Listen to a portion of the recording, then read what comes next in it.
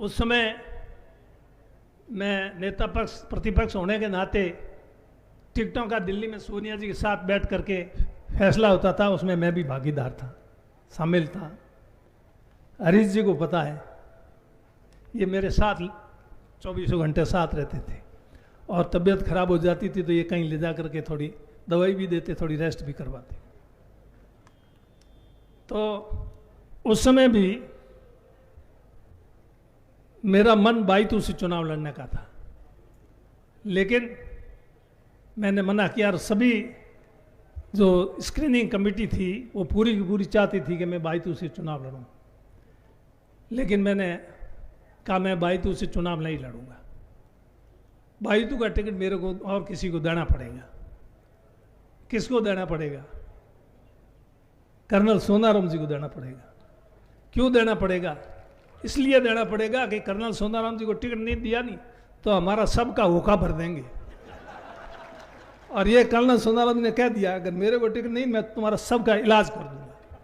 और ये मैंने महसूस किया कि हाँ ये इलाज कर देंगे। तो अगर ये इलाज कर देंगे तो हमारा तो काम हो गया, हमारी तो सरकार बनेगी नहीं। फिर मैं एक बाईतू से जीत के आ जाऊंगा तो आ जाऊंगा, वो तो बात अलग थी। वो मेरे को तो नहीं हरा पाते मोहल्ले, लेकिन पूरे जिले का नाश कर देते तो सरकार हमारी कहाँ से बनती? उस समय ही सरकार नहीं बनती। तो कहने का मतलब, अभी जैसे पायलट साहब कह रहे थे, अपन जिसके साथ रहे साथ रहे। शीश राम जी ओला ने मेरे को नेता प्रतिपक्ष बनाया। सोनिया जी को शीश राम जी ने कहा कि इस हेमाराम को नेता प्रतिपक्ष बना दो।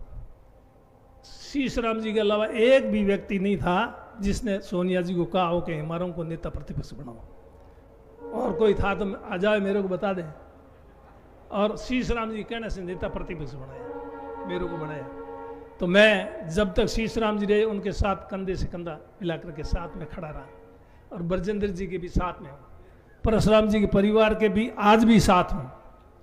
मैं उनका कभी एहसान भूल नहीं सकता, आप लोगों का, जनता का भी कभी एहसान भूल नहीं सकता, और पायलट साहब का भी कभी एहसान भूल नहीं सकता।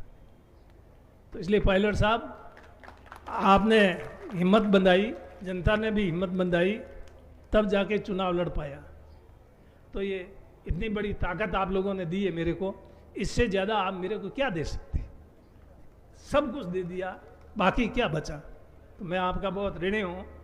मैं इसलिए बोलना नहीं चाहता था, तो बोलना इसलिए मैं उस हिसाब से ही बोला ताकि मैं कुछ बोल पाऊँ। अगर मैं शुरू से ही कुछ ऐसा ही बोलता, वीरेंद्र का नाम लेता, मैं बोल नहीं पाता। इसलिए वो नाम नहीं लेकर के आप लोगों ने कह दिया। तो आप सब इतनी तादाद में पधारे, हमारा मान सम्मान बढ़ाया। ये राजस्थान से कहाँ कहाँ से विभूति आई, इससे ज़्यादा और मेरे लिए क्या बात होगी। और आप बाड़मेर जिले के कितने लोग यहाँ आए हो, और पायलट साहब को भी सुनने के लिए, खाली मेरे हिसाब से नहीं आए हो। आप बहुत दिनों से चाहते थे कि पायलट साहब को भी प्रोग्राम, आप लोग भी कहते थे कभी पायलट साहब का भी कार्यक्रम रखो, कभी रखो।